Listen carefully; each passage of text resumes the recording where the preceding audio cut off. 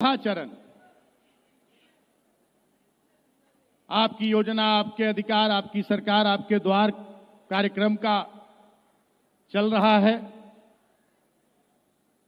और उसी क्रम में आपके माननीय मुख्यमंत्री सभी जगह पहुंचकर और आपसे रूबरू हो रहे हैं। राज्य की योजनाओं को बताने का काम कर रहे हैं। जनहित में जो जो योजनाएं धरातल पर उतारी जा रही हैं, उनका कितना लाभ आम जन को मिल रहा है, इसका आकलन करने का काम कर रहे हैं। और ये जन सैलाब बताने के लिए काफी है कि राज्य सरकार जो भी योजनाएं अंतिम पंक्ति के लोगों को लक्ष्य करके लागू कर रही है, उसका सीधा लाभ हमारे यहां के आदिवासियों को,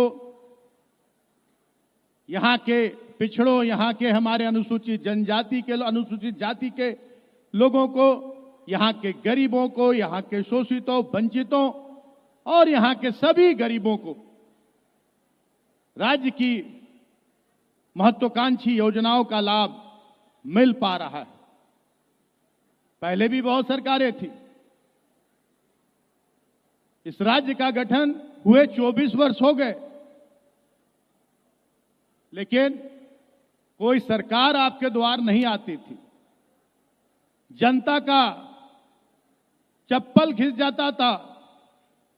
प्रखंड मुख्यालयों के चक्कर लगाते, जिला मुख्यालयों के चक्कर लगाते, राजधानी रांची का चक्कर लगाते,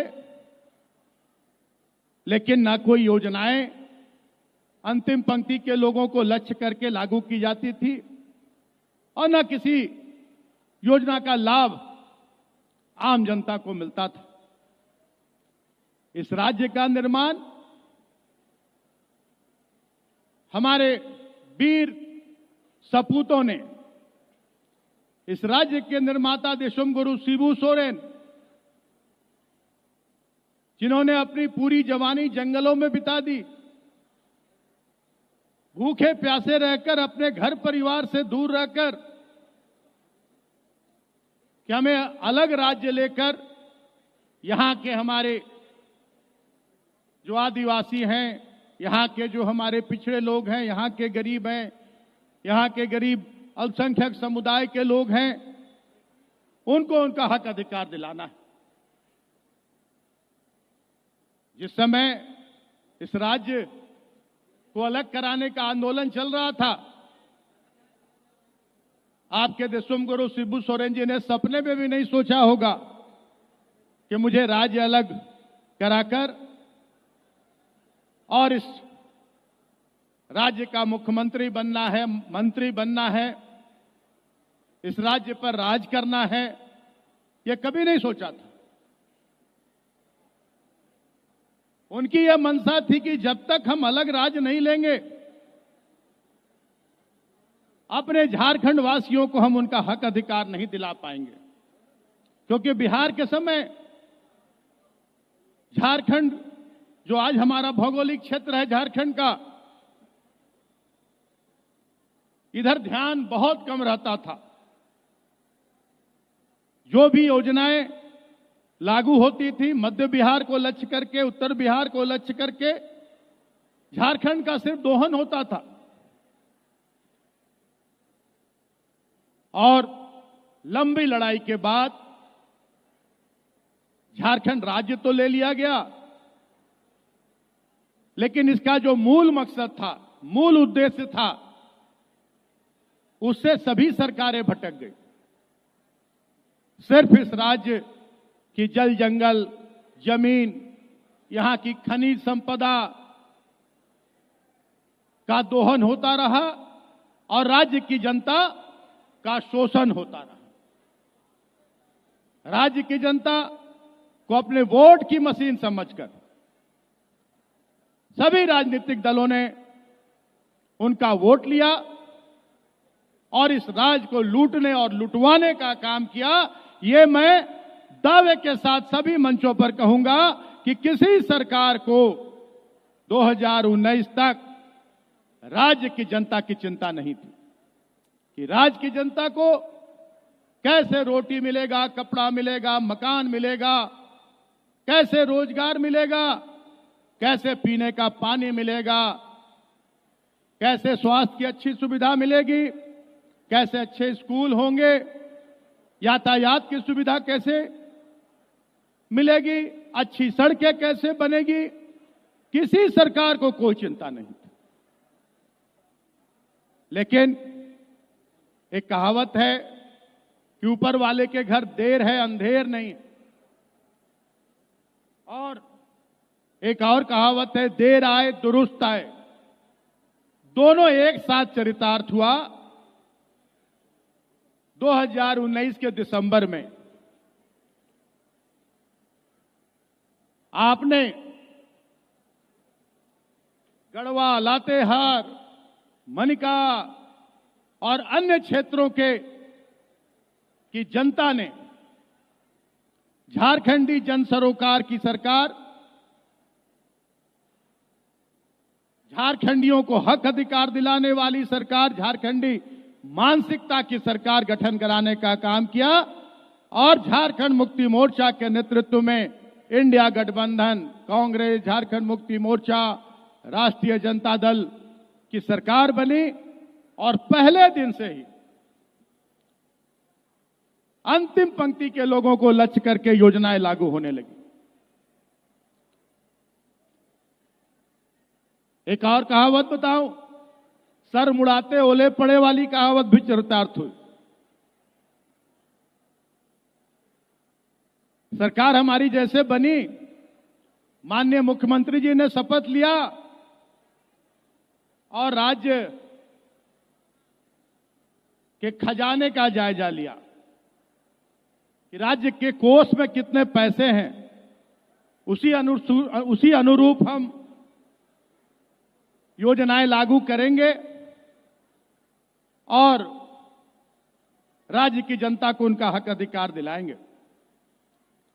बताते हुए बहुत दुख होता है कि जब राज्य के कोष का जायजा लिया गया तो पूरा खजाना खाली था।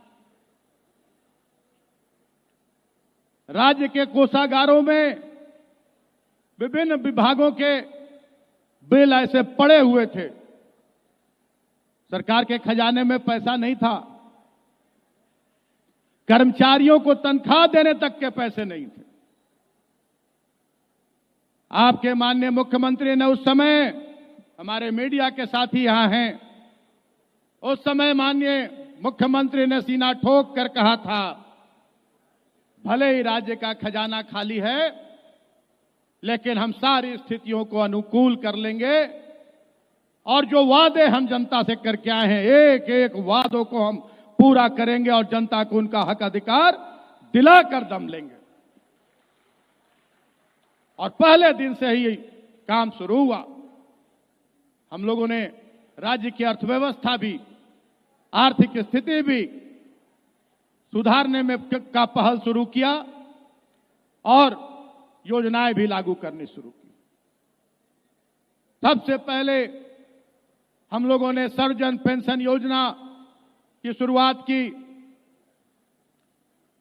जो हमारा पहला कार्यक्रम था। आपकी सरकार आपके द्वार, बीच में 2 साल क्या हुआ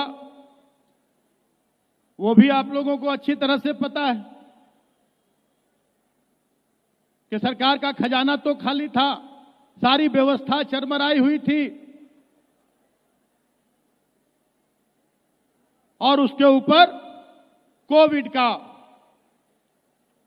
मार हम लोगों को झेलना पड़ा, कोविड का दंश हम लोग को झेलना पड़ा। जैसे पूरा दुनिया कोविड के दंश से जल रहा था, हमारा राज्य भी उससे अछूता नहीं रहा। और यहां की स्वास्थ्य व्यवस्था ऐसी चरमराई हुई थी, कहीं कोई अस्पतालों में व्यवस्था नहीं थी, बेड तक अच्छे नहीं थे, ऑक्सीजन नहीं था, दवाइयां नहीं थी। हमारे राज्य से बेरोजगारी के कारण लगभग सभी जिलों से मजदूर दूसरे राज्यों में अपने रोजी रोजगार के लिए पलायन किया करते हैं। और उस समय बहुत संख्या में हमारे मजदूर भाई दूसरे राज्यों में अपना रोजगार कर रहे थे और अचानक से घोषणा कर दी गई लॉकडाउन की। अब सब कुछ रुक गया अचानक से, जहां जो जैसे थे फंसे रह गए। लेकिन आपके माननीय मुख्यमंत्री जो दृढ़ निश्चयी व्यक्ति हैं और बहुत ही जुनून के पक्के युवा हैं, उन्होंने सारी स्थितियों को गंभीरता से अध्ययन करते हुए और जीवन को भी बचाने का काम किया और जीविका भी देने का काम किया। दोनों में तालमेल बिठाकर बहुत सारे जुमले हम लोग सुनते थे कि हवाई चप्पल वालों को हवाई जहाज से घुमाया जाएगा। उन जुमलों को अगर किसी ने वास्तविकता में बदला तो आपके माननीय मुख्यमंत्री हेमंत सोरेन जी ने देश के विभिन्न राज्यों से हमारे मजदूर भाइयों को और भी जो पढ़ने लिखने जो लोग गए हुए थे दूसरे राज्यों में काम के लिए गए हुए थे, सभी को बसों से लेकर ट्रेन से लेकर हवाई जहाज, पहली ट्रेन भी आई झारखंड में, पहला बस भी आया झारखंड में और पहला हवाई जहाज भी झारखंड में आया और सभी हमारे मजदूर भाइयों को उनके घर तक पहुंचाने का काम किया गया। उनका पूरा स्वास्थ्य जांच कराकर उनको 15-15 दिनों का राशन देकर और उनको अपने सुरक्षित अपने घर में पहुंचाने का काम किया गया। और यही नहीं, सिर्फ भारतवर्ष में नहीं, विदेशों में भी आपके माननीय मुख्यमंत्री हेमंत सोरेन के प्रबंधन क्षमता का डंका बजा कि बिना किसी साधन संसाधन के कैसे उन्होंने जीवन और जीविका को बचा कर रखा और सबसे कम पूरे देश में सबसे कम लोग हताहत हुए हमारे झारखंड राज्य में, सबसे कम लोग कोविड से संक्रमित हुए हमारे झारखंड राज्य में। और हार्वर्ड यूनिवर्सिटी से उन्हें निमंत्रण आया कि आप आकर यहां और आप अपनी बातों को रखें कि कैसे आपने इतनी बढ़िया कार्यकुशलता का परिचय दिया, कैसे अपनी इतना अच्छा प्रबंधन क्षमता आपके अंदर है। और हार्वर्ड यूनिवर्सिटी में ऑनलाइन उनका आपके माननीय मुख्यमंत्री का लेक्चर हुआ। यह है आपके माननीय मुख्यमंत्री। और उसी समय एक अनोखा प्रयोग हम लोगों ने किया आपके माननीय मुख्यमंत्री के नेतृत्व में कि कैसे जो हमारे मजदूर भाई दूसरे राज्यों से आए हैं अपने घर और रोजगार कैसे उनको दिया जाए। हम लोगों ने एक अनूठा प्रयोग किया। मनरेगा योजना के तहत हम लोगों ने नीलांबर पीतांबर जल समृद्धि योजना, बिरसा हरित क्रांति योजना, पोटो हो खेल योजना, ये तीन योजनाएं हम लोगों ने लॉन्च किया। और उसका परिणाम हुआ कि हमारे जो मजदूर भाई बाहर से आए हुए थे, इसके दूरगामी अच्छे परिणाम तो हुए ही, लेकिन त्वरित हमारे मजदूर भाइयों को अपने घर में रोजगार मिला और उनकी जीविका सुधरी, उन्हें खाने पीने की व्यवस्था हुई। और आज नीलांबर पीतांबर योजना का भी दूरगामी प्रभाव, आज हमारे बहुत सारे खेत जो बंजर थे वो अब उसमें खेती होती है। हम लोग बिरसा हरित ग्राम योजना के तहत हम लोग फलदार वृक्ष लगवाकर और जिनके जमीन पर था उनको सौंपने का काम किया। हम लोगों ने गैर मजरूआ जमीन पर भी फलदार वृक्ष लगवाकर और आम जनता को हम लोगों ने समर्पित करने का काम किया। फोटो हो खेल योजना के तहत हम लोगों ने मैदानों का समतलीकरण और वहां शौचालय बनाकर और वहां चेंजिंग रूम बनाकर खिलाड़ियों को प्रोत्साहित करने का काम किया। तो ऐसी सोच वैसे व्यक्ति की हो सकती है जो राज्य की जनता के प्रति चिंतित हो और राज्य की जनता को हक अधिकार दिलाने की जिनकी सोच हो। आज लग रहा होगा कि आज क्या बात है, मंत्री जी इतना ज्यादा बोले जा रहे हैं। तो मेरा आज आप लोगों को ये कहना है कि अभी माननीय मुख्यमंत्री को सुनने आप लोग यहां पर मौजूद हैं।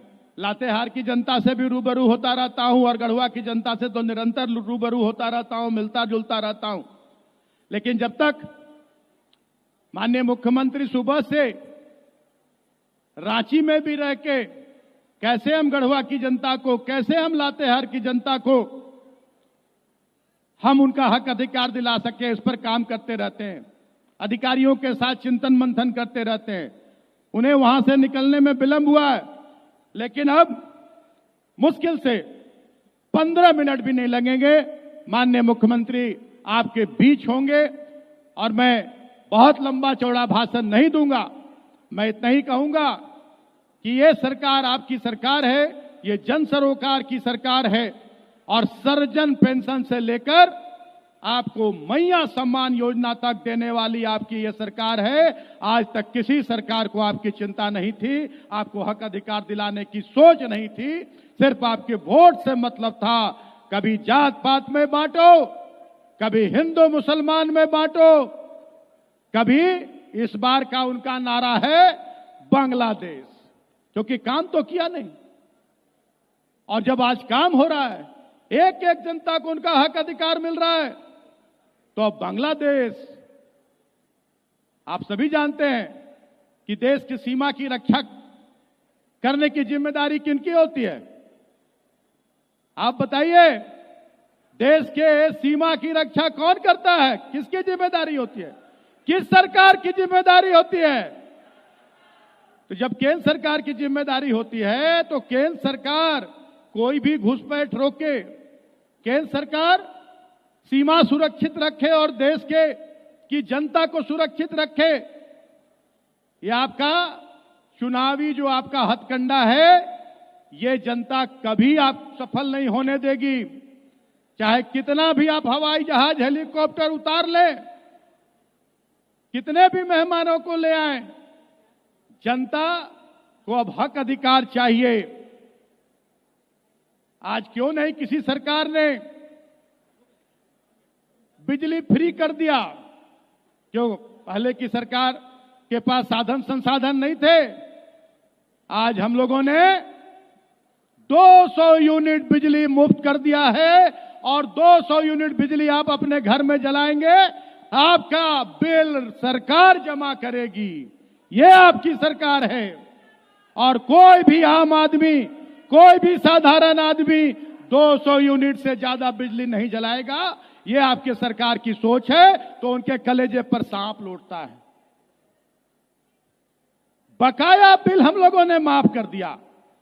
जो आपका बकाया बिल था अगस्त तक का, अब आपको वो बिल जमा नहीं करना है। अब सरकार आपका बकाया बिल जमा करेगी। ना आपके पास बिजली विभाग का कोई जेई आएगा, ना एई आएगा, और ना कोई केस मुकदमा होगा, ना कोई फाइन होगा, ना आपकी बिजली कटेगी। ये आपकी सरकार की सोच है। आपकी सरकार ने 50 साल के सभी हमारे जो अनुसूचित जनजाति, अनुसूचित जाति के लोग हैं, सभी को 50 साल की उम्र से पेंशन योजना का लाभ देने का निर्णय लिया और उस पर अमल हो रहा है, उसका लाभ भी मिल रहा है सभी लोगों को। यह आपकी सरकार है। 50 साल की सभी महिलाओं को, किसी जाति, किसी धर्म की रहे, सभी महिलाओं को हम लोग पेंशन देना शुरू कर दिए। यह आपकी सरकार है। यह जनता की सरकार है, जनता को हक अधिकार दिलाने वाली सरकार है। क्यों पिछली सरकारों ने कोई ऐसा निर्णय नहीं लिया? इसलिए कि जनता से कोई लेना देना नहीं था उनका। आज देख रहे हैं कि अब जनता जाग चुकी है। हेमंत सोरेन जी ने जनता को जगा दिया है। अब जनता झांसे में नहीं आने वाली, अब जनता जात पात पे नहीं बंटने वाली, अब जनता हिंदू मुस्लिम में नहीं बंटने वाली, अब जनता मंदिर मस्जिद में नहीं बंटने वाली, अब जनता को हक अधिकार चाहिए, रोटी कपड़ा मकान चाहिए। आज अबुआ आवाज दे रहे हैं हम लोग। 1 लाख नहीं, 2 लाख नहीं, हम लोग 20 लाख अबुआ आवाज दे रहे हैं। और अभी तक हम लोग लगभग राज्य में 6.5 लाख से ज्यादा लोगों को अबुआ आवाज दे चुके हैं। और आपको हम भरोसा और विश्वास दिलाते हैं इसी मन से कि जैसे आज कोई सर्वजन पेंशन से वंचित नहीं है, कोई 50 साल के पेंशन से वंचित नहीं है, कोई भी महिला हमारी 50 साल के पेंशन से वंचित नहीं है, वैसे ही बहुत जल्द 1 से 2 साल के अंदर इतनी बड़ी सभा में भी कहेंगे कि एक हाथ उठा दो जिसका अबुआ आवास नहीं है, तो एक हाथ नहीं उठेगा। ये आपके सरकार की सोच और आपके सरकार का काम है। एक हाथ नहीं उठेगा। सभी लोगों को चिन्हित करके जितने योग्य लाभुक हैं सभी लोगों को हम लोग अबुआ आवास देने का काम करेंगे। केंद्र सरकार ने आपका योजना बंद कर दिया था, प्रधानमंत्री आवास योजना। जब मुख्यमंत्री जी जाकर दिल्ली में गुहार लगाए कि हमारे लोगों का 8 लाख लोगों का आवेदन आपके यहां समर्पित है, आपके यहां पहुंचा हुआ है, आप अपना हिस्सा का राशि भेजिए, हम मिला के देंगे, उन लोग नहीं दिया। तब आपके माननीय मुख्यमंत्री ने कहा कि अगर केंद्र सरकार नहीं देगी तो हम उससे अच्छा आवास देंगे। 2 कमरा का नहीं, 3 कमरा का शौचालय और रसोई के साथ आवास देंगे। आज 2.25 लाख का आवास हम लोग दे रहे हैं। तब आते हैं प्रधानमंत्री जी, जरूरत है 20 लाख को, 1 लाख की घोषणा करते हैं कि पहली किस्त जारी कर रहे हैं और कोई तैयार नहीं है वो आवास लेने के लिए। अब प्रधानमंत्री आवास लेने के लिए कोई तैयार नहीं है। आप बताइए 2 कमरा का आवास चाहिए कि 3 कमरा का? 2 कमरा का कि 3 कमरा का? सब कहता है कि नहीं चाहिए हमको प्रधानमंत्री आवास, हमको अबुआ आवास चाहिए। सबको अबुआ आवास मिलेगा। आज हम लोगों ने मैया सम्मान योजना लागू किया। पहले 21 साल से 49 साल की सभी बहन बेटियों को हम लोगों ने मैया सम्मान योजना के तहत अगस्त से उनके खाते में पैसा देने का काम किया। 1,000 रुपए प्रति माह, 12,000 रुपए सालाना। उसके बाद माननीय मुख्यमंत्री ने निर्णय लिया कि ये थोड़ा सा सही नहीं हुआ। जो 18 साल की हमारी बेटियां हैं वो थोड़ी उन्हें दुख है।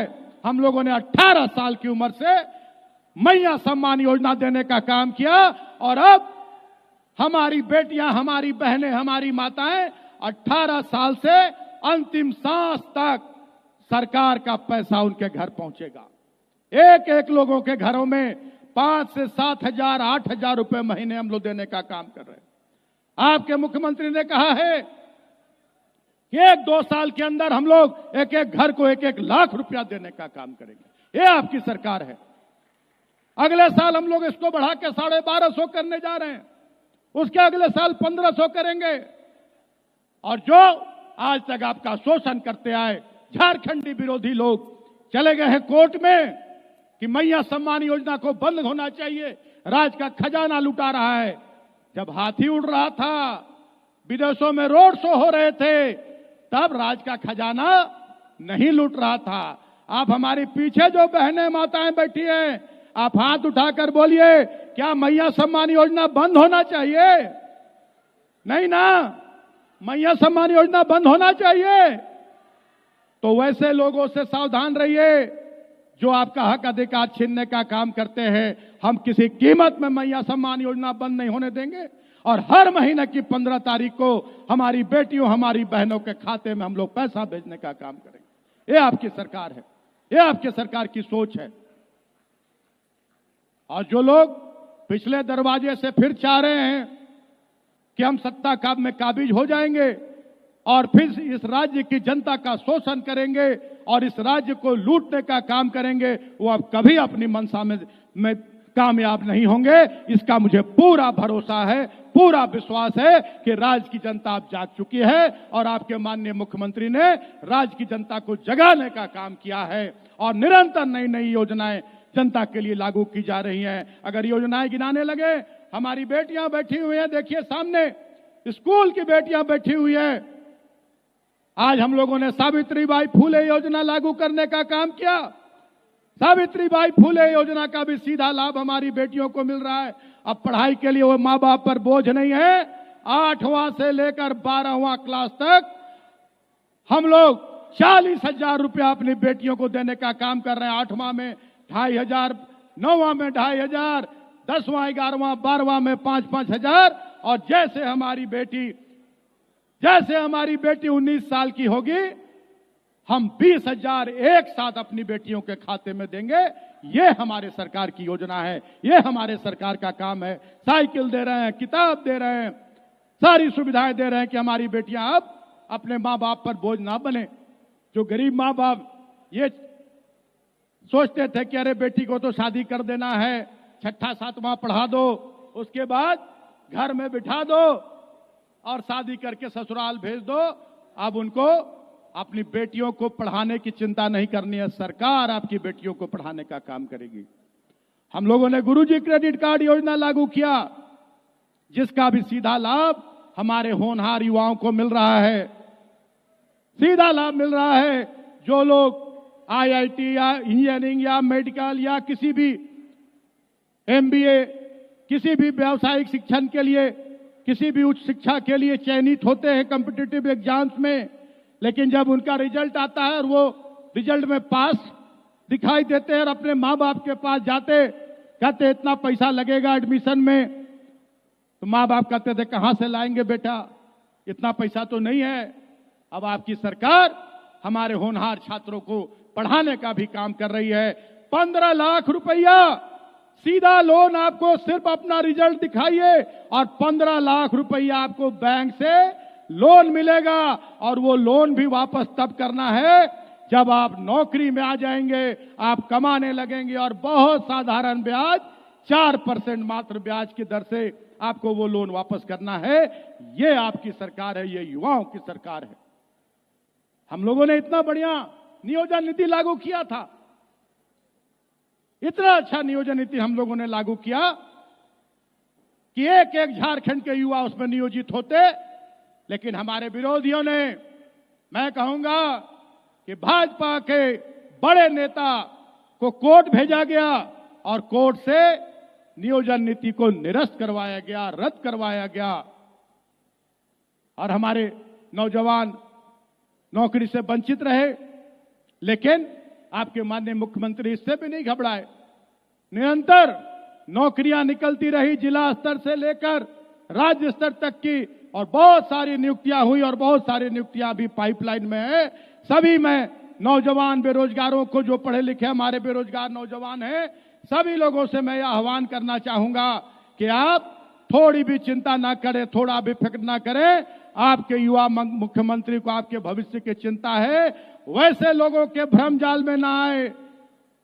हम लोगों ने फिर नई नियमावली लागू की, पुरानी को मिला के और नया नियमावली लागू किए।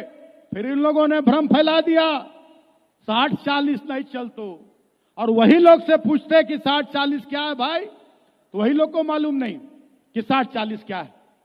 लेकिन हमारे युवाओं को दिग्भ्रमित कर दिया, उससे भी नौकरियां देने में हमें कुछ परेशानी हुई। लेकिन आपके माननीय मुख्यमंत्री, मैं बार बार कहूंगा, दृढ़ निश्चयी हैं और आपको एक एक लोगों को आपका हक अधिकार दिलाने का काम करेंगे। योजनाएं गिनाने लगे तो लंबी चौड़ी फहरिस्त है। अभी हमको ला कर दिया गया है लिस्ट में जुबानी याद है कि कौन कौन सी योजनाएं, क्योंकि हम ही लोग योजनाएं लागू करते हैं मुख्यमंत्री जी के साथ कैबिनेट में बैठकर, तो योजनाएं सारी मुझे पता है। हम लोगों ने अपने किसान भाइयों के लिए 2 लाख रुपए का ऋण माफ करने का निर्णय लिया है और लाखों किसानों का ऋण हम लोगों ने माफ किया है। 2 लाख रुपए तक का ऋण, ये आपके सरकार की सोच, आपके सरकार का काम है। मैं यही कहूंगा कि आपकी सरकार आपके लिए काम करती है, आपको हक अधिकार दिलाने का काम करती है। जो योजनाएं आपके लिए लागू होती है, हमारे जो त्रिस्तरीय पंचायती राज व्यवस्था के जो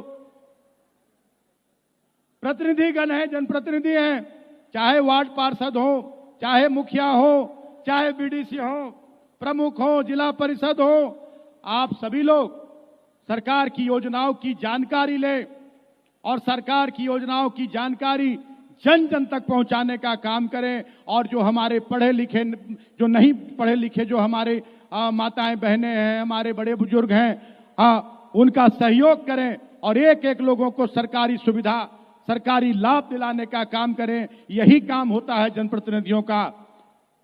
आज देखिए, पहले भी यहां जनप्रतिनिधि हुए, बहुत जनप्रतिनिधि हुए, मंत्री हुए, विधायक हुए, सांसद हुए। आज गढ़वा के माथे पर एक कलंक था, गढ़वा के जिला के चेहरे पर एक काला धब्बा था कि गढ़वा जिला सबसे पिछड़ा जिला, चाहे बिहार के समय हो या झारखंड के समय हो, गढ़वा विधानसभा सबसे पिछड़ा विधानसभा। आज देखिए कैसे आपका गढ़वा चमक रहा है। गढ़वा में ना बिजली मिलती थी, ना पानी मिलता था, ना सड़कें थी, ना स्कूल थे, ना अस्पताल की स्थिति अच्छी थी, कोई सुविधा नहीं थी गढ़वा में। आज सारी सुविधाएं, मैं डंके की चोट पर कहूंगा कि आज सारी की सारी सुविधाएं हमारे गढ़वा के जनता को मिल रही है। जहां जितना भी विरोधी चिल्ला ले, विपक्षी चिल्ला ले, आज लोगों को पीने का पानी मिल रहा है। जब मैं विधायक बना गढ़वा का, मैंने जब सर्वे कराया सड़कों का, ग्रामीण सड़कों का, तो आपको विश्वास नहीं होगा बताने से कि 2700 किलोमीटर यहां से बॉम्बे से भी बहुत दूर तक सिर्फ आपके गढ़वा की ग्रामीण सड़कें जर्जर स्थिति में थी, कच्ची थी।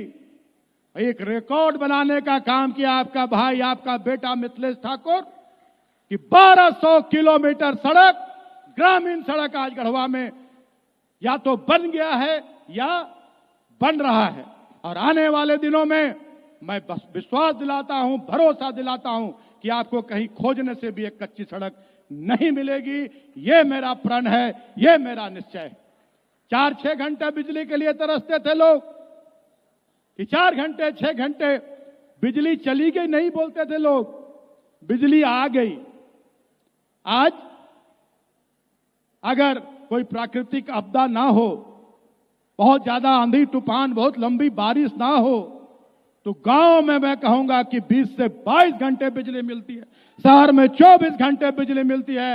ये आपकी सरकार का काम है और मैं इसके लिए आपके माननीय मुख्यमंत्री को साधुवाद देना चाहूंगा, उनका आभार व्यक्त करना चाहूंगा कि कोविड काल में स्पेशल परमिशन के साथ और काम कराकर और कोयल नदी से टावर पार कराकर और भागोडी ग्रिड चालू करा के आपको बिजली देने का काम किए।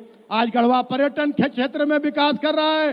गढ़वा में टाउन हॉल, गढ़वा में पार्क, गढ़वा में लाइब्रेरी, गढ़वा में बस स्टैंड, घंटा घर, चारों ओर गढ़वा विकास के मार्ग पर आगे बढ़ रहा है। इसलिए मैं एक बात कह के समाप्त करना चाहूंगा कि लोकतंत्र में जो जनता को जो अधिकार है अपने वोट का, उस वोट का प्रयोग, उस वोट का इस्तेमाल आप अपने हक अधिकार के लिए करें, अपने क्षेत्र के विकास के लिए करें, ना कि हिंदू मुसलमान, ना जात पात, ना बांग्लादेश, इन सारी चीजों से अलग हटकर आप अपने हक अधिकार के लिए आगे बढ़े, अपना हक अधिकार पाएं और जब भी चुनना हो तो सच्चे प्रतिनिधि चुने। झारखंडी जन सरोकार, झारखंडी मानसिकता की सरकार चुनने का काम करे, तभी आपको हक अधिकार मिलेगा। यही कह के अपनी बातों को ही समाप्त करता हूं। आप सभी लोगों को मेरा एक बार फिर से जोहार, प्रणाम, आदाब, जय हिंद, जय झारखंड।